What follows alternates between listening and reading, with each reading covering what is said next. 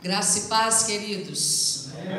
Você de casa, que Deus abençoe a sua vida, que Deus invada a sua casa, que os céus da sua casa sejam inundados com céus de paz. Abra a Bíblia de vocês em Jeremias 29. Edificai casas e habitai nelas, plantai pomares e comei do seu fruto, tomai esposas e gerai filhos e filhas, tomai esposas para os vossos filhos e dai vossas filhas a maridos, para que tenham filhos e filhas, multiplicai-vos aí e não vos diminuais. Procurai a paz da cidade, porque onde vós desterreis e orai por ela, para que o Senhor, porque na vossa paz terei paz. Eu é que sei que pensamentos tenho a vosso respeito, diz o Senhor, pensamentos de paz e não de mal, para vos dar o fim que desejais. Então me invocareis, passarei a orar e eu vos ouvirei. Buscar-me-eis e me acharei quando me buscardes de todo o vosso coração. Serei achado de vós, diz o Senhor, e farei mudar a vossa sorte. Eu sou da época que se recebia carta. Mas assim, eu faço parte de uma geração que se recebia carta. E eu acho interessante que Deus visita o profeta Jeremias e envia uma carta para um povo que estava em exílio. Se eu trocar essa palavra exílio por confinamento, é muito parecido com os nossos dias de hoje. Um povo que estava confinado a uma geografia diferente, a qual eles pertenciam. Um povo que era originado de Jerusalém e agora estava sob o governo de Nabucodonosor na Babilônia. Nós entendemos muito bem o que é mudar de geografia, porque nós somos do Brasil, estamos sob o governo de Trump, estamos na América, mas nós não fomos acorrentados e trazidos para cá porque não queríamos. Nós tomamos uma decisão e viemos para cá. Então entendemos um pouco o contexto do que é estar vivendo uma outra nação, experimentando uma nova cultura, um governo totalmente diferente a qual Israel era conduzido. Só que agora Deus usa a vida de Jeremias para mandar uma carta de esperança. Nessa noite eu quero falar um pouco sobre cativeiro.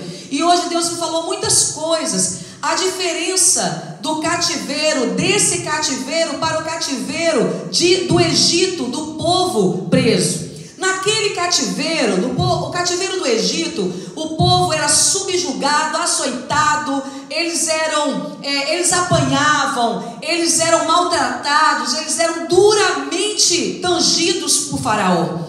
Então isso lembra muito a nossa velha vida, lembra muito o nosso passado. Nós também chegamos aqui na igreja sob um domínio antes do pecado. O diabo nos escravizava, nós estávamos sem identidade. Deus nos resgatou, Deus nos redimiu, nos transicionou para o seu reino, nos deu uma nova vida, limpou o nosso nome, Ele nos redimiu do pecado. Então eu quero que vocês entendam uma coisa: esse cativeiro que Jeremias está anunciando não tem nada a ver com o primeiro cativeiro, que é a história que a Bíblia começa a contar lá no Êxodo.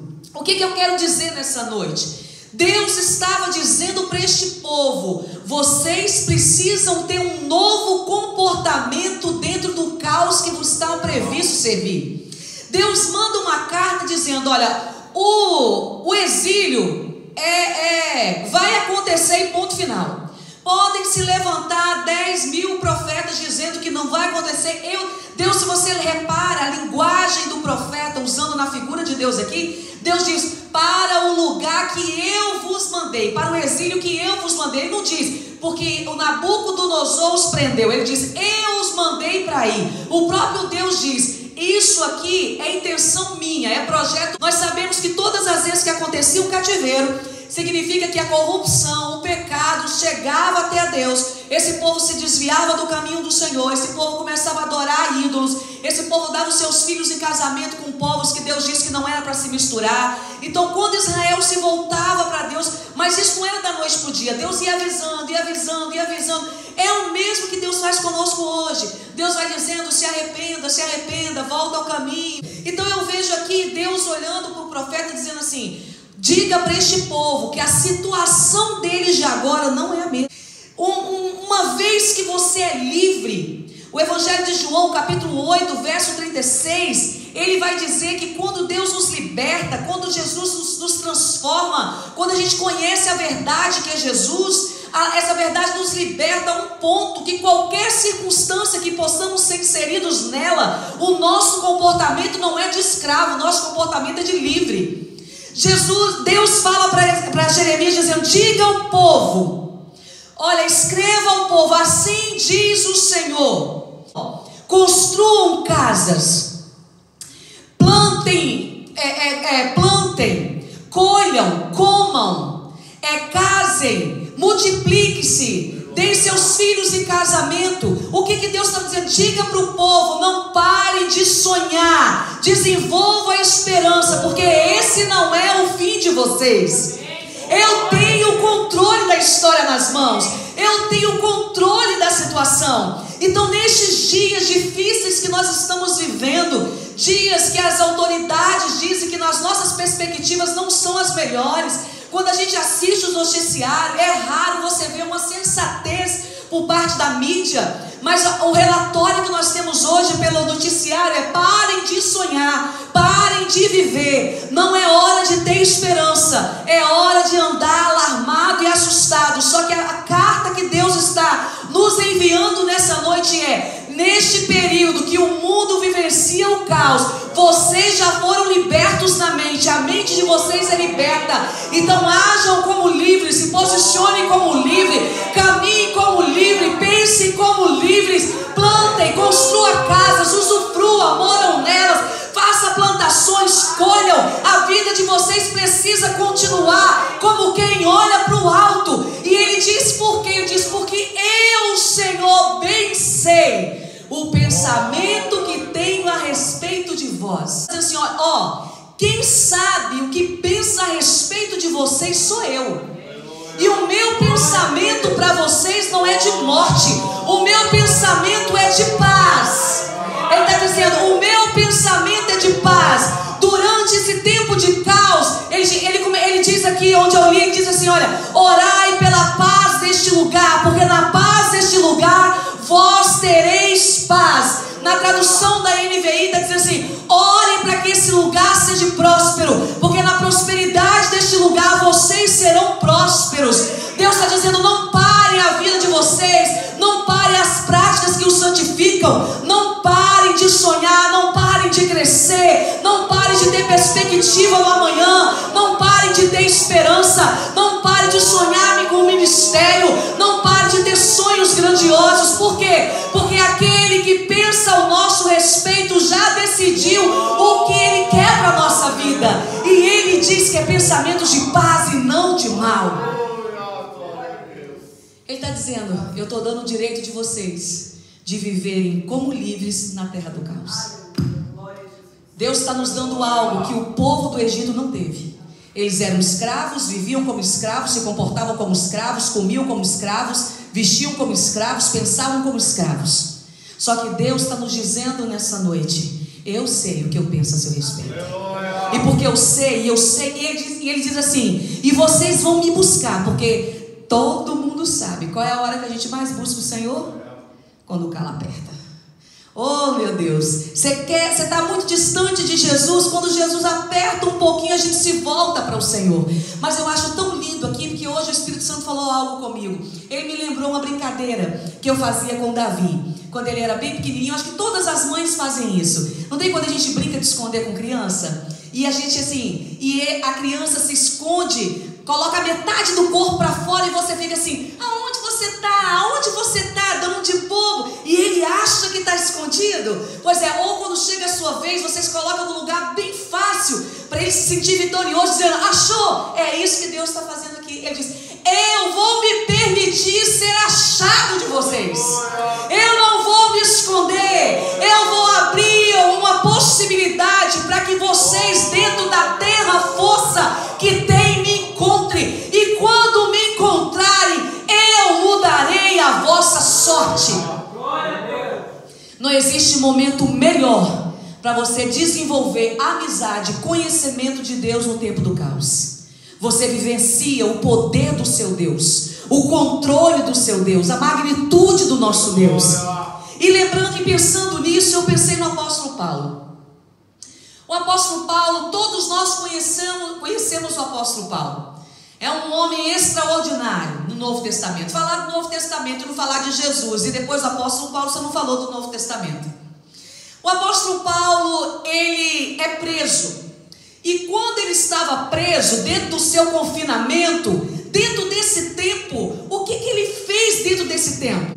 Porque mesmo ele preso, o apóstolo Paulo não parou de sonhar, não parou de crescer, não parou de expandir, não parou seu ministério, não parou quem ele era, nunca colocou desculpa pelas barras das prisões, dizendo: se eu estivesse lá fora eu faria, se Deus tivesse agido comigo diferente eu faria, Deus interrompeu o meu ministério. Não, o apóstolo Paulo, estando preso, ele escreve Efésios, Filipenses, Colossenses e Filemon.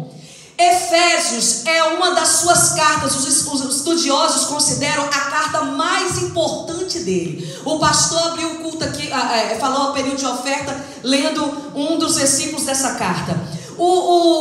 A carta de Efésios é uma carta em que ele fala sobre, ele dá uma visão panorâmica da criação de Deus até terminar na pessoa de Jesus. O apóstolo Paulo fez da sua prisão, fez do seu confinamento, fez do seu caos, fez dos seus dias difíceis uma base para o seu ministério. A nossa vontade é pequena, a nossa resistência é pouca, a gente reclama mais do que ora, a gente desenvolve mais, a gente tem pouca fome de Deus. Porque eu vejo um homem que diante do seu auge do seu ministério, um homem que estava bombando, um homem que estava ganhando muitas almas para Jesus. Jesus olha para ele e diz: está na hora de você experimentar uma quarentena longa, e você não vai sair daí não, depois você vai morrer, vão arrancar sua cabeça. Dá para você imaginar? Tudo era para terminar o ministério dele ali. Ok, escrevi aos Romanos, 1 e 2 Coríntios, já está bom a minha contribuição no reino de Deus, então vamos parar porque as algemas me pararam. Não, é incrivelmente como o apóstolo Paulo usa o seu tempo de caos para poder plantar casas, para poder edificar os seus sonhos, e outra coisa, e é um divisor de águas essas cartas até hoje, porque ela trouxe e ainda traz libertação para mim e para você na mente, nos traz um ensinamento até hoje. Eu vejo ele aos Colossenses ensinando que Jesus é o cabeça, ensinando que a igreja é o corpo. Em Filipenses, eu amo a carta de Filipenses, quando ele diz para a igreja de Filipe: não tenha pena de mim. Ele diz: ei, Deus não perdeu o controle, nem eu tenho o controle da minha situação, eu gerencio as minhas emoções aqui dentro, não tenha pena de mim, tudo posso naquele que me fortalece. Esse homem escreveu essas coisas sendo preso. Quando ele escreve em Filemon, eu acho lindo, porque em Colossenses ele tem que ser duro, em Colossenses ele tem que ser um pouco mais enérgico, ele não pode mais se preocupar se alguma palavra dele vai ser áspera ou não, porque os falsos ensinamentos tinham chegado dentro da igreja. Mas a Filemon, ele tem que escrever ele tem que escrever essa carta para um amigo dele que o ajudou a estabelecer a igreja em Colosso. O escravo dele, Onésimo, foge e ele é preso na mesma cadeia de Paulo. Onésimo agora aceita Jesus, vai ter que voltar para casa. E o seu dono tinha todo o direito, Filemon tinha todo o direito de matá-lo, de fazer o que a lei lhe permitia, porque ele era dono dele. E agora o apóstolo Paulo, preso, ele está dizendo para aquele homem, dizendo: olha, eu aprendi a não me comportar de acordo com os direitos que a minha alma me dá. Então ele está dizendo: saia da sua zona de conforto, aprenda a viver de acordo com o evangelho. Se um homem e nós, graças a Deus, nós não temos um exílio de 70 anos. Graças a Deus o nosso confinamento não é daqui, olha, você só vai sair daqui depois de morto. Não, há perspectiva de esperança, o nosso fim ainda não chegou, não é esse. Então Deus está nos chamando, dizendo: se esses homens em situações tão adversas, que o que nós vivemos não é nem sombra, produziram coisas que foram divisor de águas para outra geração e para a sua geração, qual a resposta que nós estamos dando nos dias de hoje? Eu preciso me comportar como livre. O meu ânimo tem que ser como livre. A minha mente tem que ser como livre. Eu não posso agora parar. Eu preciso sonhar, nutrir os meus sonhos, aproveitar para crescer, aproveitar para ouvir a Deus mais, aproveitar para quando as portas se abrirem, usar as ferramentas que Deus tem me dado através de quem tem aptidão ou quem faz pela internet, mas aproveitar e dizer: quando as portas se abrirem, não ficarão na minha geografia, porque este tempo que todo mundo diz que é um tempo de caos, eu estou usando para a base de promoção para o meu ministério. É isso que Deus espera de nós. A ênfase dessa noite é Deus dizendo: continue fazendo planos, cresça, continue sonhando. Deus está dizendo: cresça, continue vivendo, não viva com a preocupação da terra, não olhe para o caos e dizendo: é Ele que me dirige. Não, eu sou dirigido pela palavra do Senhor. Ei, se você ficar pensando nos teus problemas, trazendo o cativeiro, lembre, coloque em prática as esperanças, os seus sonhos, aquilo que Deus te prometeu. Não sabe não como vai acontecer? Olha para Ele. Quando eu olho para Ele, tudo pode acontecer. Deus me fez algumas promessas que a gente é terreno, a gente conta por tempo, né? Deus me fez uma promessa, e isso eu acho que eu estava com 40 anos quando eu lembrei disso. E eu já estou com 45. E eu estava na minha sala sozinha, mas era uma multidão tão linda, tão linda, tão linda. E eu fiquei olhando aquele homem pregando numa simplicidade para aquela multidão, mas era uma multidão que você não viu o final. E eu trouxe uma promessa, uma das promessas que Deus me fez ao coração, e eu olhei para a realização da promessa daquele homem, e ele falava sobre isso, e eu olhei e me disse assim: Deus, eu acho que não dá mais tempo para o Senhor realizar o que o Senhor me disse, porque eu já estou com 40 anos. A gente tem a tendência a olhar para a nossa geografia, para o nosso porte, para a nossa capacidade, para o nosso tempo. Na hora o Espírito de Deus entrou naquela sala e disse para mim: todo homem que olha para a promessa com a visão terrena, ele nunca alcança. Quer alcançar, olhe com a minha visão, porque com a minha visão não tem tempo, não tem desgaste, não tem era, não tem força. Vai acontecer. Deus está nos chamando para entrar debaixo do controle dele, dizendo nessa noite: o meu papel é sonhar, o de Deus é cumprir. Deus estava dizendo para aquele povo: olha, construa, o papel de vocês é construir, é plantar, é viver. Não parem a vida de vocês, continue vivendo, continue tendo esperança. O meu é fazer cumprir tudo aquilo que eu tenho prometido. Ele está aí hoje. A gente olha para a vida do apóstolo Paulo e diz: meu Deus, um homem dentro de uma cadeia causou um reboliço no inferno. Eu amo Efésios 6, porque Paulo podia olhar para a barra de ferro, podia olhar para as correntes dos seus pés, mas ele resolveu olhar para a roupa do soldado, apesar dele ter sido um soldado, então ele conhecia muito bem aquelas vestimentas. Efésios 6, ele começa a dizer: tomai toda a armadura de Deus. Ele podia olhar para qualquer coisa e disse: gente, não é que essa roupa dá uma boa ilustração de como um soldado de Deus tem que se vestir e se comportar no mundo espiritual? Você sempre tem um segundo plano. Deus sempre te dá uma segunda oportunidade. Deus sempre diz: se você olhar através de mim, você vai enxergar algo de bom. Deus sempre vai te surpreender no meio do caos, e você vai enxergar algo que em outra época não lhe seria possível. Tudo, Deus tem o controle de todas as coisas. Quando isso tudo acabar, dá para você imaginar quantos testemunhos de provisão, quantos testemunhos de milagre. Porque Deus está falando para o povo dele hoje: continua sonhando, continua tendo esperança, continue realizando, projete casamentos, crie coisas novas. O meu papel é cumprir. Porque se Paulo, dentro de um contexto de cárcere, dentro de um contexto de prisão, dentro de um contexto de solidão, dentro de um contexto de escassez, esse homem fez daquele caos base para o seu ministério, instruiu igrejas, fez com que a igreja crescesse, trouxe libertação para o povo. O que eu e você podemos fazer com o recurso que nós temos hoje? Dá para você imaginar? Nós precisamos aproveitar esse tempo e dizer: Deus está me dando um tempo singular, um tempo único para mim crescer nele. Tudo tem uma perspectiva. Ele está dizendo assim: olha, comporte-se como livre, cresçam. Por isso que o diabo trabalha 24 horas para manter a sua mente cativa. Todas as vezes que o diabo vê um homem e uma mulher com isso aqui na mão, ele entra em desespero.